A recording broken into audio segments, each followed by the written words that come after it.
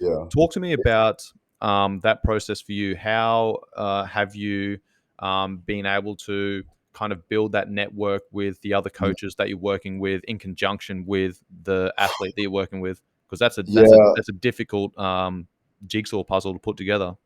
it's probably the most difficult thing that we have to juggle, right? Or we have to get through. It's a definite I don't want to say it's a roadblock, but it is something that it's a hurdle that we have to get over. And so for that, it is good to have that constant communication. It's good to actually be in the same room, in the same gym if you can. That was where we used to really have good synergy when it came down to like communication between skills coaches. And I would, for the most part, let the skills coaches dictate the training demands of the skills practice, obviously.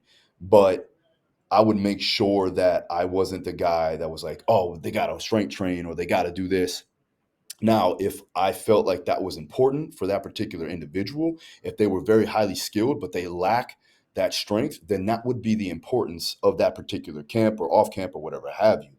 So there would be times where I was the hierarchy of importance, and then there was times where I was the lowest on the totem pole, which I have no problem either or, right? So yeah, that is going to be the hardest thing, and I get this question a lot from my coaches that work with or the work outside of the gym, and then they can't call up the skills coach, or the skills coach has an ego and they don't want, you know what I mean? And you'll run through that pretty much 90% of the time. You're going to have that And you're 95% of the constantly, time. yeah, dude, and you're constantly being reactive, man.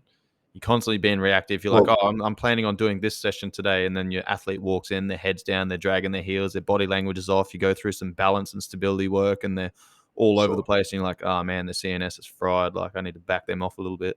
Yeah, yeah. You have to be able to auto regulate, like Yep. 100%. That was one thing that I got really good at.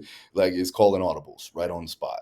And you're Hmm. gonna have that. That's 90%, 98% of the time, right? You're looking at, all right, well, they're coming in. There's probably gonna be something that's hurting, or something that's off, or they're fatigued from something else. And so you want to have a structured system, but you also want to be able to have a little bit more mobility in how you transition things.